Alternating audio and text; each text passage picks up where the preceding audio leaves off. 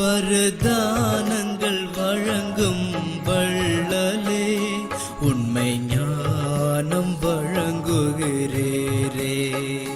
வரதானங்கள் வழங்கும் வள்ளலே, உண்மை ஞானம் வழங்குகிறேரே.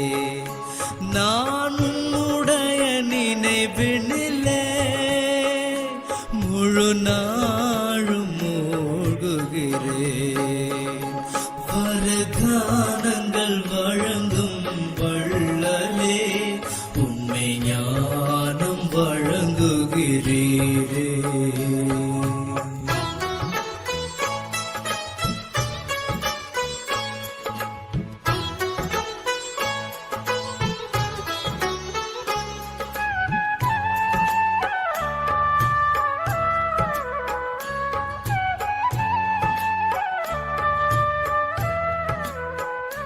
நான் நினைக்காததை கூட கேட்காமல் வழங்குகிறீரே. இவ்வுலகமே தேடுபவர் அவர் எனக்கென ஆகிவிட்டார். அவர் எனக்கென ஆகிவிட்டார். யாராகிலும் கேட்டுவிட்டார். நீங்கள் யார் என்று நான் சொல்வேன். வரதானங்கள் வழங்கும் வள்ளலே, உண்மை ஞானம் வழங்குகிறீரே.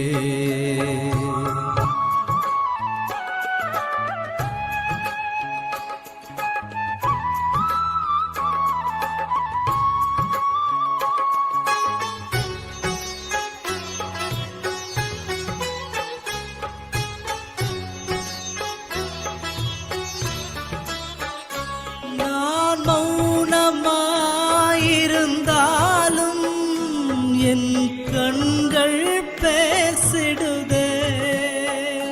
நீங்கள் கண்களில் கலந்ததுமே அவை ரகசியம் சொல்கின்றதே. அவை ரகசியம் சொல்கின்றதே.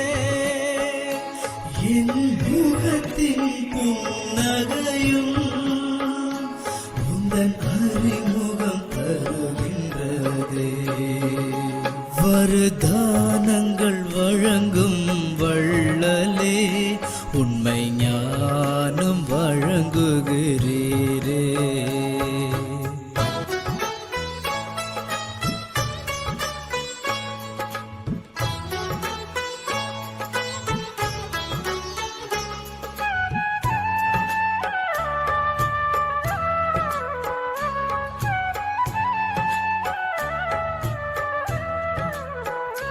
நீங்கள் அள்ளித் தந்த ஆஸ்திகளை இங்கு யாரும் காணவில்லை. நாம் இருவரும் இணைந்ததினால் என் வாழ்க்கை மாறியதே. என் வாழ்க்கை மாறியதே. என் அதிர்ஷ்டத்தை அவர் எழுப்ப ஏண்டானது போலேராரோ. வரதானங்கள் வழங்கும் வள்ளலே, உண்மை ஞானம் வழங்குகிறீரே. வரதானங்கள் வழங்கும் வள்ளலே, உண்மை ஞானம் வழங்குகிறீரே. நான் உன்னுடைய நினைவினிலே முழு நாளும் மூழ்குகிறேன்.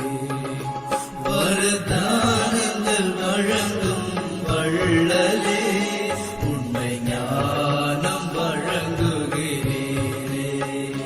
வரதானங்கள் வழங்கும் வள்ளலே, உண்மை ஞானம் வழங்குகிறீரே.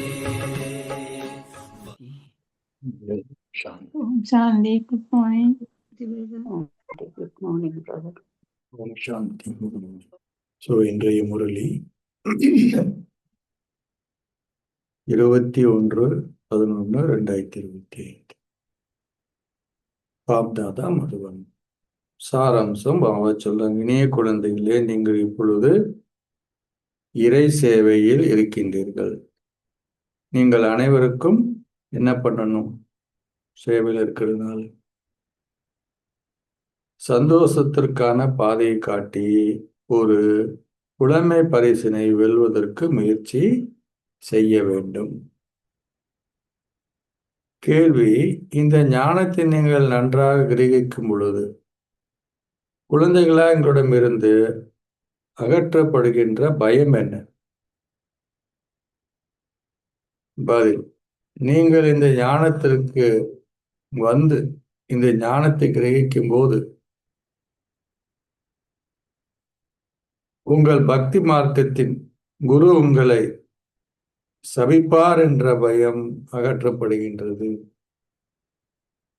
ஏனில் இந்த ஞான மார்க்கத்தில் எவர் உங்களை சபிக்க முடியாது. ராவணன் உங்களை சபிக்கின்றான், ஆனால் தந்தையோ உங்களுக்கு ஒரு ஆஸ்தியை கொடுக்கின்றார். மந்திர சக்தியை கற்பவர்கள் மற்றவர்களுக்கு என்ன பண்றாங்க? தொல்லை கொடுத்து துன்பம் விளைக்கும் விடயங்களை செய்கின்றார்கள். இந்த ஞான மார்க்கத்தில் உள்ள குழந்தையாகி நீங்கள் அனைவருக்கும் சந்தோஷத்தை கொடுக்கின்றீர்கள்.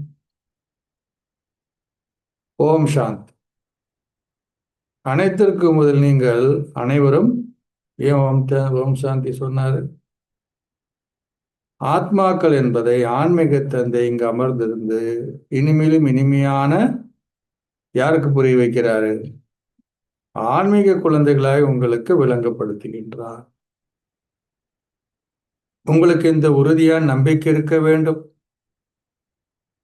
நீங்கள் பரந்தாமத்திலிருந்து வருகின்ற ஆத்மாக்கள் என்பதையும் உங்கள் பாகங்களை நடிப்பதற்கு சரீரங்கள் ஏற்றுக்கொள்கின்றீர்கள் என்பதையும் குழந்தையாகி நீங்கள் புரிந்து கொள்கின்றீர்கள். ஆத்மாவே ஒரு பாகத்தை நடிக்கின்றார், சரீரம் ஒரு பாகத்தை நடிக்கின்ற என மனிதர்கள் நினைக்கின்றார்கள். எனவே மிகப்பெரிய தவறாகும். இதனாலேயே எவருக்கும் ஆத்மாவை தெரியாது. எவ்வாறு ஆத்மாக்களாக நாங்கள் வந்து சக்கரத்தை சுற்றி வருகிறோம் என்பதை அவர்கள் மறந்துவிட்டார்கள். இதனாலே தந்தை வந்து உங்களை என்னவா மாற்றுறார்? ஆத்ம உணர்வுடையவர்கள் ஆக்க வேண்டும். எவருக்கும் இவ்விடயங்கள் தெரியாது. பொதுவாக கேட்டா தெரியணும், ஆத்மா ஒன்று இருக்குது, ஆவி. எவ்வாறு ஆத்மாக்கள் தங்கள் பாகங்கள் நடிக்கிறார்கள் என்பதை தந்தை மாத்திரமே விளங்கப்படுத்துகின்றார். மனிதர்கள் அதிகபட்சமாக 84 பிறவிகளையும் குறைந்தபட்சம் ஓரிரு பிறவிகளையும் எடுக்கின்றார்கள். ஆத்மாக்கள் தொடர்ந்தும் மறுபிறவி எடுக்க வேண்டும். பல பிரிவுகளை எடுப்பவர்கள் பல மறுபிறவிகளும் எடுக்கின்றார்கள் என்பதை இது நிரூபிக்கிறது. குறைந்த பிறவிகளை எடுப்பவர்கள் குறைந்த மறுபிறவிகள் எடுக்கின்றனர். ஒரு நாடகத்திலும் சிலர் ஆரம்பத்திலிருந்து இறுதி வரைக்கும் ஒரு பாகத்தை நடிக்கின்றார்கள். ஆனால் ஏனையோர் ஒரு சிறிய பாகத்தை மாத்திரமே நடிக்கின்றார்கள். ஆரம்பத்திலிருந்து வர்றப்ப வந்து திரைப்படத்துல நாடகத்துல அவர் ஒரே ட்ரெஸ்ஸா போட்டுட்டு இருப்பார். முதல்ல இருந்து கடைசி வர வரைக்கும் அவருக்கு எத்தனை ட்ரெஸ்ஸை மாத்துறாங்க. மனிதர்களுக்கு இது தெரியாது, ஆத்மாக்களுக்கு தங்களையே தெரியாது. எனவே அவர்களால் எவ்வாறு தந்தையை தெரியாதது இல்லையா, எவ்வாறு தந்தையை அறிந்து கொள்ள முடியும்? இவன் அனைத்தும் ஆத்மாக்களுக்கே பொருந்தும். தந்தை யாரு? ஆத்மாக்களின் தந்தையா? ஸ்ரீகிருஷ்ணர் ஆத்மாக்களின் தந்தையாக இருக்க முடியாது. ஸ்ரீகிருஷ்ணரை வேற என்ன அழைக்க முடியாது? அசரீரியானவர் என அழைக்க முடியாது. ஏன்னா அவரை ஒரு பௌதிக ரூபத்தில் மாத்திரமே இனம் காண முடியும். ஒவ்வொரு சரீரத்திலும் ஒரு ஆத்மா இருக்கிறது. ஒவ்வொரு ஆத்மாவிலும் ஒரு பாகம் பதியப்பட்டுள்ளது. உங்கள் மத்தியிலும் விடயங்களை விளங்கப்படுத்தக்கூடியவர்கள் நீங்கள் செய்ய முயற்சிக்கேற்ப வரிசை கிரமமாகவே இருக்கின்றீர்கள். மண்டையை போட்டு உடைக்கணும் உங்களுக்கு புரிய வைக்கிறதுக்கு. கடவுள் சர்வவியாபி இல்லை என்று புரிய வைக்கிறதுக்கு படாத பாடுபட்டுட்டு இருந்தாங்க நேற்று எல்லாரும்.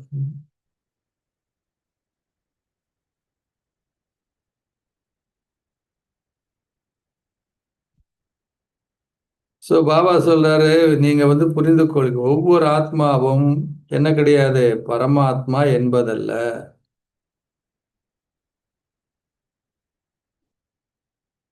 இல்லை, எவ்வாறு ஆத்மாக்களாகி நாங்கள் முதலில் தேவர்கள் ஆகுகிறோம் என்பதை தந்தை விளங்கப்படுத்தி உள்ளார். தற்சமயம் நாங்கள் தூய்மையற்றவர்களாகவும் தமோ பிரதானாகவும் இருப்பதுடன் நாங்கள் தூய்மையாகவும் சத்தோ பிரதானமும் ஆக வேண்டும். உலகம் பழையதாகும். பழையதாகும் பொழுதே தந்தை வருகிறார். தந்தை பழைய உலகை புதியதாக ஆக்குகிறார். அவர் புதிய உலகை ஸ்தாபிக்கிறார். புதிய உலகில் ஆதி சனாத்தன தேவி தேவதா தர்மம் உள்ளது. முன்னர் அவர்கள் கலியுகத்து சூத்திர தர்மத்துக்கு உரியவர்களாக இருந்தார்கள் என நீங்கள் அவர்களையே கூறுகின்றீர்கள். நீங்கள் இப்பொழுது பிரஜாபிதா பிரம்மாவின் வாய்வழி தோன்றவர்களாகிய பிராமணர்கள் ஆகிவிட்டீர்கள். நீங்கள் பிராமண குலத்திற்குள் வந்துவிட்டீர்கள். பிராமண குலத்தின் வம்சம் என எதுவும் இல்லை. ஒரு ராஜ்யத்தை பிராமண குலம் ஆட்சி செய்வதில்லை. இந்நேரத்தில் பிராமண குலத்திற்கோ அல்லது சூத்திர குலத்துக்கோ பாரதத்தில் ஒரு ராஜ்யம் இல்லை. அவர்களில் எவருக்குமே ஒரு ராஜ்யம் இல்லை. இப்பொழுது மக்களை ஆளும் அரசாங்கமே உள்ளது. பிராமணராகி உங்களுக்கு ஒரு ராஜ்யம் இல்லை. அப்ப நீங்க யாரு? நீங்கள் கற்கின்ற மாணவர்கள். எவ்வாறு 84 பிரிவுகளின் சக்கரம் சொல்லுகின்றது என்பதை தந்தை மாத்திரமே விளங்கப்படுத்துகின்றார். சத்ய திரேத துவாபர கலியுகங்களுக்கு பின்னர் இச்சங்கமிகம் உள்ளது. சங்கமிகத்திற்கு உள்ள புகழ் வேறெந்த யுகத்திற்கும் இருக்க முடியாது. ஏன்னா இதுவே அதிமேன்மையான சங்கமிகம் ஆகும். நீங்கள் சத்தியுகத்திலிருந்து திரேதாயுகத்திற்கு செல்லும் பொழுது இரு கலைகள் குறைவடைவதனால் நீங்கள் எவ்வாறு அதை புகழ முடியும்? சொர்க்கம்தான் இல்லையா? ஆனா புகழ முடியுமா? அது இறங்கும் கலை. ஆனா சங்கமிகம் முன்னேறும் கலை. நீங்கள் குறைவடையும் ஸ்திதியை புகழ மாட்டீர்கள். கலியுகம் பழைய உலகம் என்று அழைக்கப்படுகிறது. தேவர்கள் ராஜ்யம் உள்ள புதிய உலகம் இப்பொழுது ஸ்தாபிக்கப்படுகிறது. அவர்களே மேன்மையானவர்கள். பின்னர் படிப்படியாக அவர்களுடைய கலைகள் குறைவடைவதால் அவர்கள் சீரழிந்தவர்கள் ஆகுகிறார்கள். அவர்கள் சூத்திர புத்தி உடையவர்களாக ஆகிறார்கள். அவர்கள் கள்ள புத்திய உடையவர்கள் எனவும் அழைக்கப்படுகின்றார்கள். ஏன்னா அவர்கள் புத்தி கல்லை போன்று ஆகியதால் என்ன நடந்தது? தாங்கள் வழிபடுவர்கள் வாழ்க்கை சரிதங்களை ஏனும் அவர்கள் அறிந்திருக்கவில்லை. குழந்தைகள் தங்கள் தந்தையின் வாழ்க்கை சரிதத்தை அறிந்திராவிட்டால் எவ்வாறு அவர்களால் அவர்களின் தந்தையிடமிருந்து ஒரு ஆஸ்தியை பெற முடியும்? குழந்தைகளாக உங்களுக்கு இப்பொழுது தந்தையின் வாழ்க்கை சரிதத்தை தெரியும். நீங்கள் அவரிடமிருந்து உங்கள் ஆஸ்தியை பெறுகின்றீர்கள். நீங்கள் எல்லையற்ற தந்தையை நினைவு செய்கின்றீர்கள். பாடப்பட்டுள்ளது. என்ன பாடப்பட்டுள்ளது? நீங்களே தாயும் தந்தையும். நாங்கள் உங்களிடமிருந்து எல்லையற்ற சந்தோஷத்தை பெறுகிறோம். ஆகவே நிச்சயமாக தந்தை உங்களுக்கு அளவற்ற சந்தோஷத்தை கொடுத்திருக்க வேண்டும். தந்தை கூறுகிறார், என்ன கூறுகிறார்? நான் குழந்தைகளாக உங்களுக்கு எல்லையற்ற சந்தோஷத்தை கொடுக்கின்றேன். இந்த ஞானம் குழந்தைகளாகிய உங்கள் புத்தியில் மிக நன்றாக நிலைத்திருக்க வேண்டும். கடவுள் ஒரு பொழுதும் துக்கத்தை கொடுக்கிறது. இதனாலே நீங்கள் யாரு?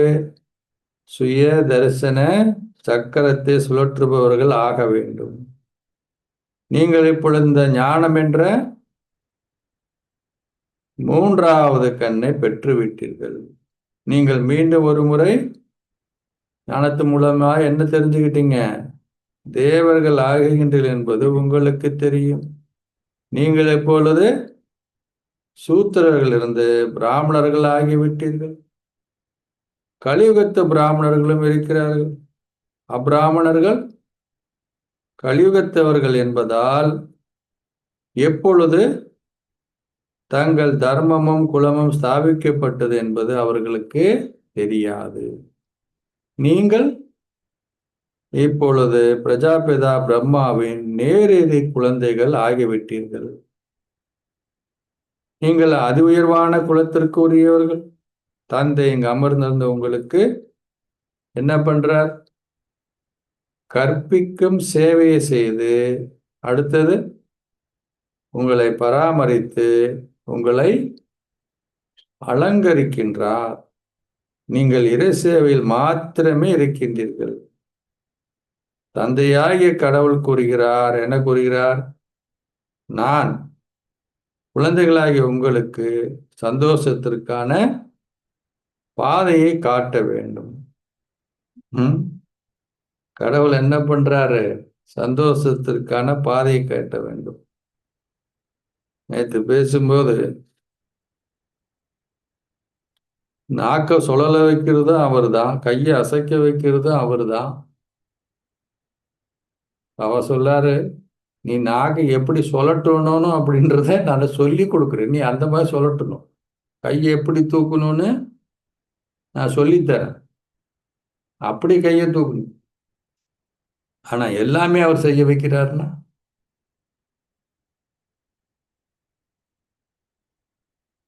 பாபா சொல்றார்.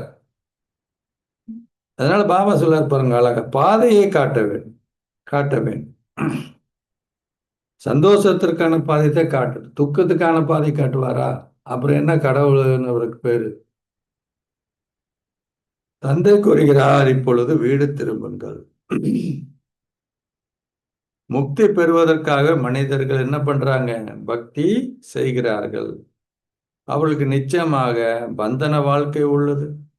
அத்துன்பம் அனைத்தில் இருந்தும் உங்களை விடுவிப்பதற்கு தந்தை வருகிறார். இல்லையா? இதுவும் வருது.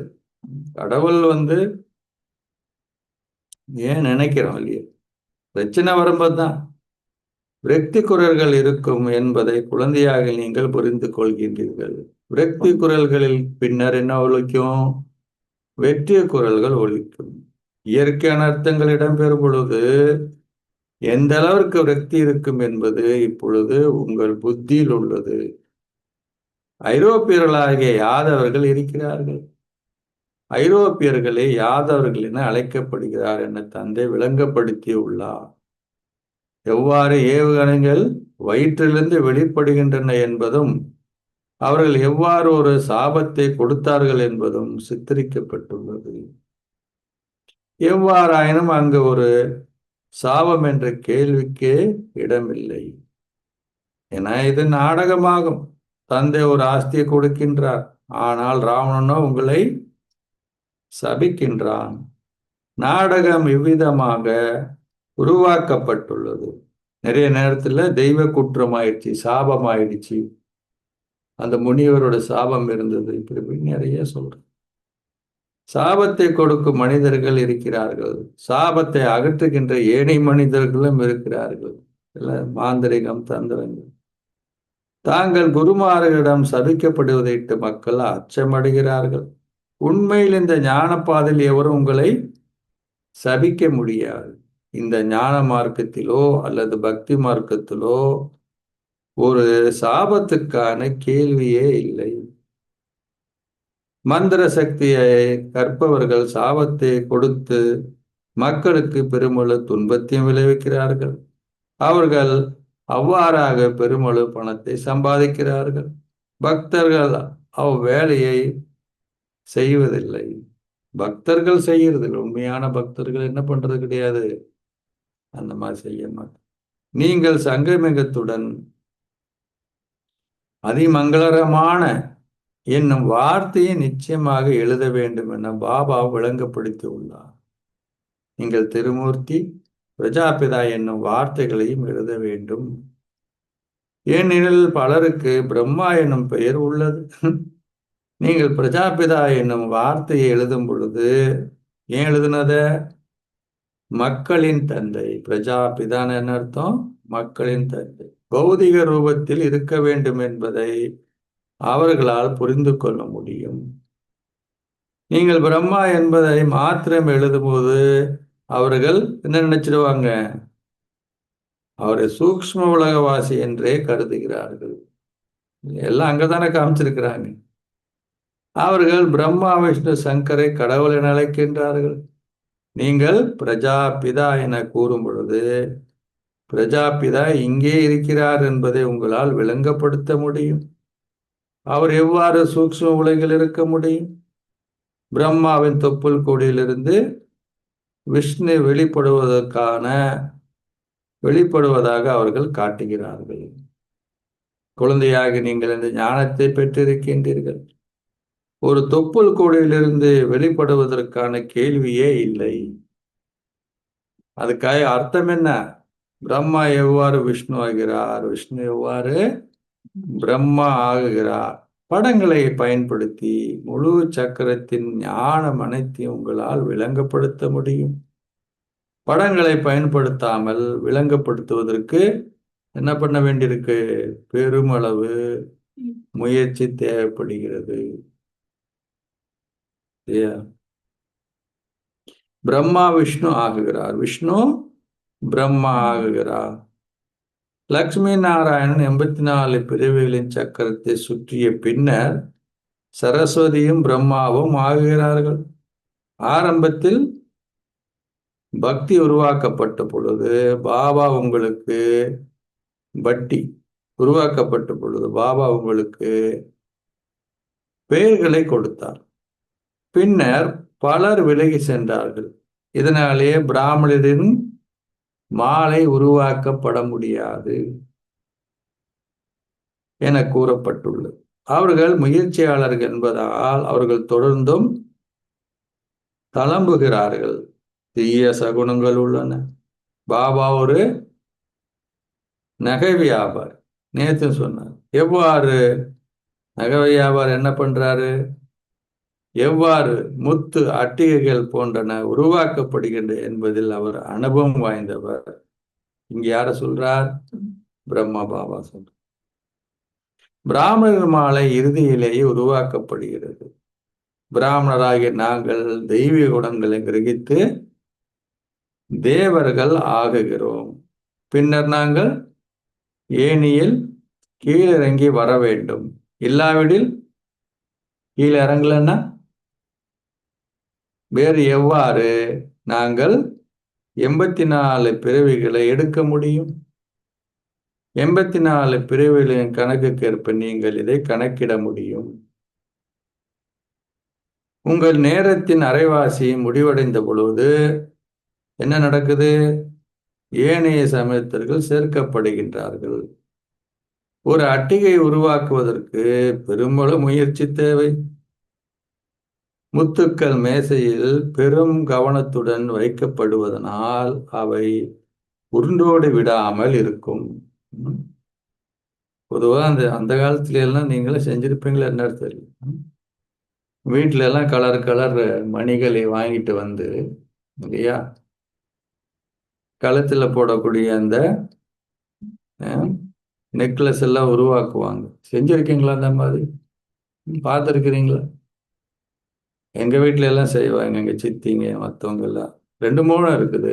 அப்புறம் வந்து பின்னுறது இல்லையா, கலர் கலரா உள்ளு வாங்கிட்டு வந்து குழந்தைங்களுக்கு. எங்க அம்மா அதெல்லாம் பண்ணுவாங்க. எப்போ பார்த்தாலும் பின்னிட்டு இருப்பாங்க. சில பேர் என்ன பண்ணுவாங்க, சின்ன சின்ன மணிகள் கலர் கலரா இருக்கும் இல்லையா, அதை வந்து அழகா குழந்தைங்களுக்கு பெரியவங்களுக்கு என்ன பண்ணுவாங்க, அது வந்து கவனமா இருக்கணும் இல்லையா. அது கொஞ்சம் இதானா என்ன ஆயிடும், அது திரும்பி பொறுக்கிறதுக்கு தனியா முயற்சி வந்து. அப்போ பிரம்ம பாபா அதெல்லாம் அனுபவம் இருக்கு இல்லையா, அவரெல்லாம் அதை பண்ணியிருக்கிறார். ஸோ பாபா சொல்றார், மேல் பெருங்கவனத்துடன் வைக்கப்படுவதால் அவை உருண்டோடி விடாமல் இருக்கு. பின்னர் அவை ஓர் ஊசி மூலம் கோர்க்கப்படுகின்றன. சில சமயங்கள் அட்டகை சிறந்ததாக இல்லாவிட்டால் அதை உடைக்கப்பட வேண்டும். வராது சரியா இல்லையா. இந்த மாலை மிகவும் பெரியது. நீங்கள் புதிய உலகத்திற்காக கற்கின்றீர்கள் என்பதை குழந்தையாகி நீங்கள் புரிந்து கொள்கின்றீர்கள். நீங்கள் சோகங்களை உருவாக்க வேண்டும் என்பதை பாபா விளங்கப்படுத்தி உள்ளார். இன்னொன்னு பார்த்துருக்கீங்களா, இப்பெல்லாம் பண்றாங்களா என்னன்னு தெரியல. துணியில கூட என்ன சொல்றது, எம்ப்ராய்டிங், அதுக்கு பேர் என்ன சொல்றாங்க, அப்படி ஒரு இதுல வச்சு துணி இழுத்து அடியில இருந்து போட்டு ஒரு டிசைன் எல்லாம் பண்ணுவாங்க. டேபிள் கிளாத்து அது கூட செய்யும். நீங்களே செஞ்சிருக்கீங்களா இப்போ? ஸோ பாபா சொல்றாரு என்னன்னா பார்த்தீங்கன்னா,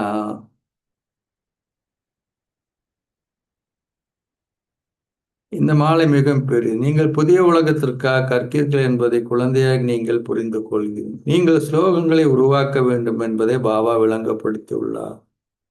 எவ்வாறு நாங்கள் சூத்திரிலிருந்து பிராமணர்களாகவும் பின்னர் தேவர்களாக மாறுகிறோம் என்பதை வந்து புரிந்து கொள்ளுங்கள். இச்சக்கரத்தை அறிந்து கொள்வதால் நீங்க என்ன ஆகுறீங்க, பூலோகத்தை ஆட்சி செய்பவர்கள் ஆகுவீர்கள். நீங்கள் உலக சக்கரவர்த்திகள் ஆகுவீர்கள். அத்தகைய ஸ்லோகங்களை உருவாக்கி குழந்தைகளுக்கு கற்பியுங்கள். பாபா உங்களுக்கு பல வழிமுறைகளை காட்டுகிறார். உண்மையில் உங்களுக்கு பெரும் மதிப்பு உள்ளது. ஏன் உங்களுக்கு மதிப்பு? நீங்கள் கதாநாயகி பாகங்களை பெறுகின்றீர்கள். நீங்கள் வைரங்களை இல்லையா, ஈரான் போன்ற ஆகி பின்னர் சக்கரத்தை சுற்றி சென்று சிப்பிகளின் பெருமதி உடையவர்களாக ஆகுகின்றீர்கள். இப்பொழுது நீங்கள் வைரங்களை போன்ற பெருமதி மிக்க ஒரு பிறவியை பெற்றுள்ளதால் நீங்கள் ஏன் சிப்பிகளின் பின்னால் துரத்தி செல்கின்றீர்கள்? நீங்கள் உங்கள் வீட்டையும் குடும்பத்தை விட்டு செல்ல வேண்டும் என்பதல்ல. பாபா கூறுகிறார், வீட்டில் உங்கள் குடும்பத்தின் வாழும் பொழுது ஒரு தாமரை மலர் போன்று தூய்மையாக இருக்க வேண்டும். பின்னர் உலக சக்கரத்தின் இந்த ஞானத்தை புரிந்து கொள்வதனாலும் தெய்வீக குணங்களை கிரகிப்பதனாலும் நீங்கள் வைரங்களை போன்று ஆகுவீர்கள். உண்மையில் 5000 வருடங்களுக்கு முன்னர் பாரதம் ஒரு வைரத்தை போன்று இருந்தது. இப்படம் உங்கள் இலக்கும் குறிக்கோளும் ஆகும். எந்த படம்? நீங்கள் லட்சுமி நாராயண் இப்படத்துக்கு பெருமளவு முக்கியத்துவம் கொடுக்க வேண்டும். குழந்தையாகி நீங்கள் கண்காட்சிகளிலும் அருங்காட்சிகளிலும் பெருமளவு சேவை செய்ய வேண்டும். துரித கதியில் சேவை செய்யாமல் எவ்வாறு உங்களால் பிரஜைகளை உருவாக்க முடியும்? மக்கள் இந்த ஞானத்தை செவிமடுத்தாலும் அரிதாகவே எவராது ஒரு உயர்ந்த அந்தஸ்தை கோருகின்றார்கள். அவர்களுக்கு கூறப்படுகிறது, பல மில்லியன் கணக்கானோரில் ஒரு கைப்பிடியாளர் மிக சொற்ப அளவினரே ஒரு புலமை பரிசினை கோருகின்றார்கள். ஒரு பாடசாலையில் உள்ள 40 அல்லது 50 மாணவர்கள் ஒருவேளை அவர்கள் ஒருவர் ஒரு புலமை பரிசை வெல்லலாம். சிலர் உயர் புள்ளிகளை பெறுவதால் அவர்களும் ஒரு புலமை பரிசினை வெல்கிறார்கள். இங்கும் அது போன்றதே ஆகும்.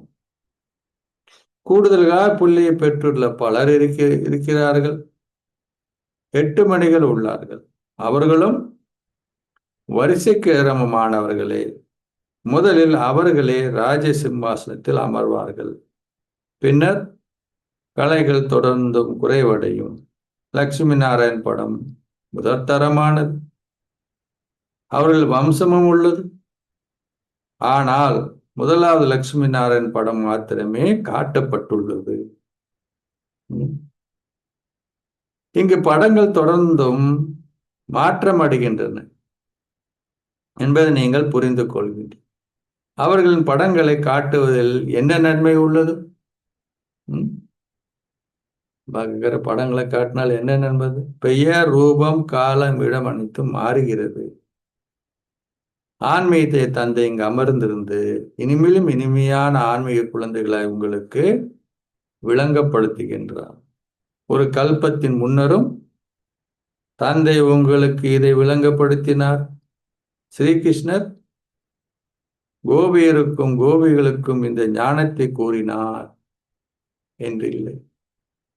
ஸ்ரீகிருஷ்ணருக்கு கோபிகள் இருப்பதும் இல்லை. அவர்களுக்கு இந்த ஞானம் கொடுக்கப்படவும் இல்லை. அப்ப யார் அது?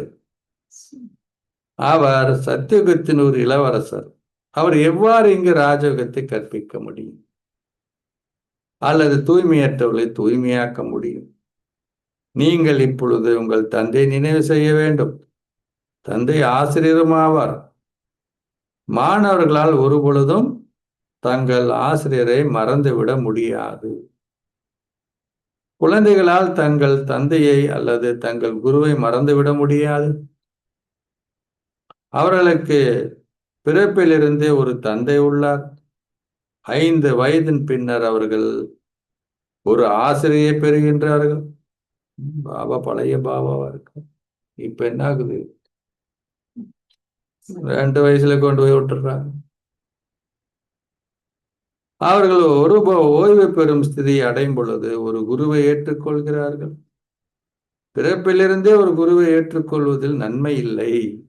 அவர்கள் குருவை ஏற்றுக்கொண்டு மறுநாளே மரணிக்கக்கூடும்.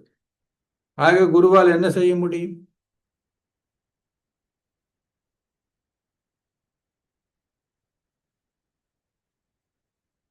பாடப்பட்டும் உள்ளது. என்னன்னு? சத்குருவின்றி உங்களால் சத்கதி அடைய முடியாது. எவ்வாறாயினும் அவர்கள் சத்குருவை ஒதுக்கிவிட்டு ஒரு குருவை ஏற்றுக்கொள்கிறார்கள். பல குருமார்கள் இருக்கிறார்கள். பாபா கூறுகிறார், குழந்தைகளே, நீங்கள் எந்த பௌதிக குருமார்களையும் ஏற்றுக்கொள்ள தேவையில்லை. நீங்கள் எவரிடமிருந்தும் எதனையும் கேட்கக்கூடாது. இவர்கிட்ட போய் கையேந்துறாங்க.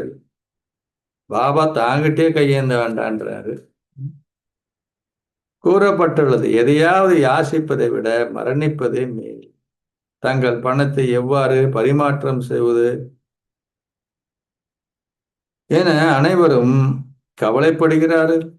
கடவுளின் பெயரில் தங்கள் அடுத்த பிறவிக்காக அவர்கள் தானம் அளித்து இப்பழைய உலகில் அதன் பிரதிபலனை தற்காலிகமாக பெறுகிறார்கள். இங்கு புதிய உலகில் 21 பிரிவுகளுக்கு உங்களுடைய அனைத்தும் இடமாற்றம் செய்யப்படுகிறது. நீங்கள் கடவுளிடம் உங்கள் சரீரம், பணம், செல்வத்தை அர்ப்பணிக்க வேண்டும். அவர் வரும்பொழுது மாத்திரமே அதை செய்ய முடியும். எவருக்கும் கடவுளை தெரியாததால் அவர்கள் குருவை பற்றி பிடிக்கின்றார்கள். தங்கள் செல்வம் போன்றவற்றை தங்கள் குருவிடம் அவர்கள் கொடுக்கிறார்கள். அவர்களுக்கு ஒரு வாரிசு இல்லாத பொழுது அவர்கள் அனைத்தையும் தங்கள் குருவிடம் கொடுக்கின்றார்கள்.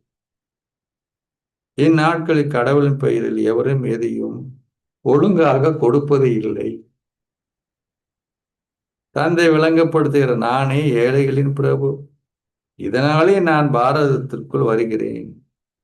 நான் வந்து, பாரதம் தான் ஏழ்மையா இருக்கு, நான் வந்து உங்களை உலக அதிபதிகள் ஆக்குகிறேன்.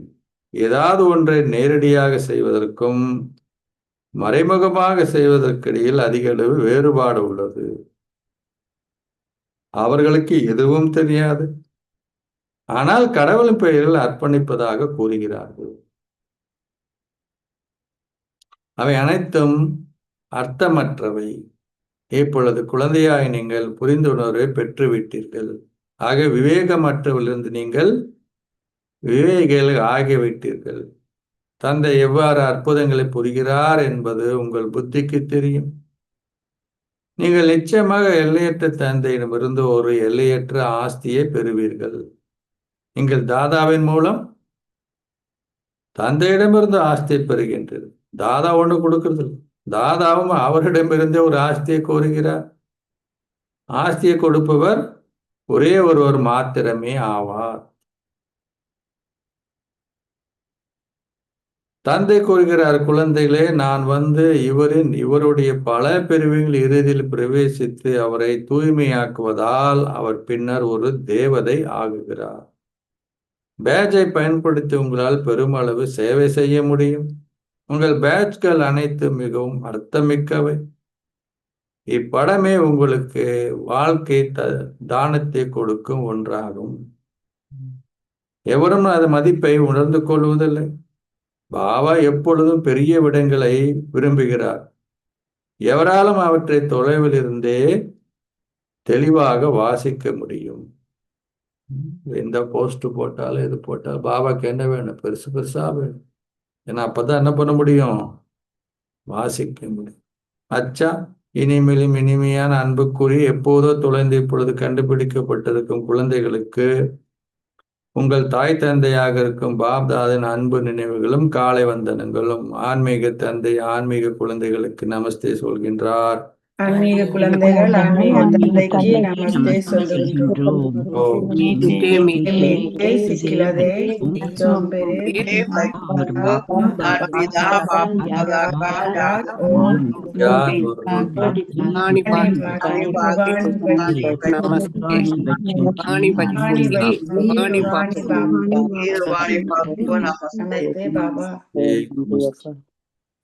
தாரணைக்கான சாராம்சம். ஒன்று, தந்தையிடமிருந்து ஒரு எல்லையற்ற ஆஸ்தியை கோருவதற்கு என்னாகணும்?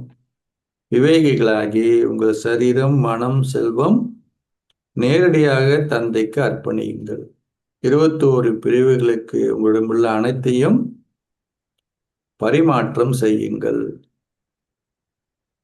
இரண்டாவது, தந்தை உங்களுக்கு கற்பிக்கும் சேவையை செய்து உங்களை பராமரித்து உங்களை அலங்கரிக்கின்றார். ஆகவே தந்தை செய்கின்ற அதே சேவையை செய்யுங்கள். அனைவரும் அவர்களின் பந்தன வாழ்விலிருந்து விடுவித்து ஜீவன் முக்திக்கு அழைத்து செல்லுங்கள். ஆசீர்வாதம். தாகத்தில் உள்ள ஆத்மாக்களின் தாக்கத்தை தீர்ப்பதற்காக இந்த ஞானாமிர்த கலசத்தை ஏந்துபவர் ஆகுவீர்களாக. எப்படி? தாகத்தில் உள்ள ஆத்மாக்களின் தாகத்தை தீர்ப்பதற்காக இந்த ஞானாமிர்த கலசத்தை ஏந்துபவர் ஆகுவீர்களாக. பெரும்பான்மையான ஆத்மாக்கள் இப்போது ஜடப்பொருளின் தற்காலிக வசதிகளை இட்டும் ஆன்மீக அமைதியை அனுபவம் செய்வதற்காக உருவாக்கப்பட்டுள்ள எல்லைக்குட்பட்ட இடங்களை இட்டும் தாம் கடவுளை சந்திக்க பிறருக்கு உதவுமா என கூறுபவர்களை இட்டும் களைப்படைந்து விட்டார்கள். அவர்கள் களைப்படைந்தும் விரக்தி அடைந்தும் உள்ளார்கள். அவர்கள் சத்தியம் வேறொன்றென நம்புகிறார்கள். எல்லா இடத்துக்கும் போறாங்க. அவர்கள் பேறுகளுக்கான தாகத்துடன் இருக்கிறார்கள். ஆத்மாக்களினதும் கடவுளினதும் உண்மையான அறிமுக துளிகளால் அத்தகைய தாகத்தில் உள்ள ஆத்மாக்களை திருப்திப்படுத்த முடியும். ஆகையால் அத்தகைய தாகத்துடன் இருக்கிற ஆத்மாக்களின் தாகத்தை தீர்ப்பதற்காக இந்த ஞான கலசத்தை ஏந்துங்கள். சதா இந்த அமிர்த கலசத்தை உங்களுடனேயே வைத்திருங்கள். அமரத்துவமானவராகி பிறரையும் அமரத்துவமானவர்கள் ஆக்குங்கள். ஸ்லோகம். உங்கள் இலக்கிற்கு ஏற்ப உங்களை மாற்றிக்கொள்ளும் லட்சியத்தை கொண்டிருங்கள். அப்பொழுது நீங்கள் இலகுவாக முழுமை அடைவீர்கள். உங்கள் இலக்கத்திற்கு ஏற்ப உங்களை மாற்றிக்கொள்ளும் லட்சியத்தை கொண்டிருங்கள். அப்பொழுது இலகுவாக முழுமை அடைவீர்கள். ஓம் சாந்தி. அவ்யக்த சமிதி. சரீரமற்ற ஸ்திதியின் பயிற்சி அதிகரியுங்கள். அசரீரி மற்றும் விவேகி. நீங்கள் சரீரமற்றவர் ஆகுவதற்கு தயாராகின்ற சக்தி அவசியமாகும். சரீர உணர்வுடைய எவ்விதமான எண்ணங்களையும் இந்த பௌதிக உலகின் பாதகமான சூழ்நிலைகளில் எவ்விதமான எண்ணங்களையும் அப்புறப்படுத்த வேண்டும். வீடு திரும்புகின்ற எண்ணத்தை தவிர வேறு எந்த எண்ணங்களின் விரிவாக்கத்தையும் கொண்டிருக்காதீர்கள். நீங்கள் இப்பொழுது வீடு திரும்ப இருக்கின்றீர்கள் என்ற எண்ணத்தை மாத்திரமே கொண்டிருக்கும். ஆத்மாவான நீங்கள் ஆகாய தத்துவத்திற்கு அப்பால் பறந்து செல்கின்ற அனுபவத்தை கொண்டிருங்கள். இதற்கு அமரத்துவ சிம்மாசனத்தில் அமர்ந்திருக்கின்ற பயிற்சியை செய்யுங்கள்.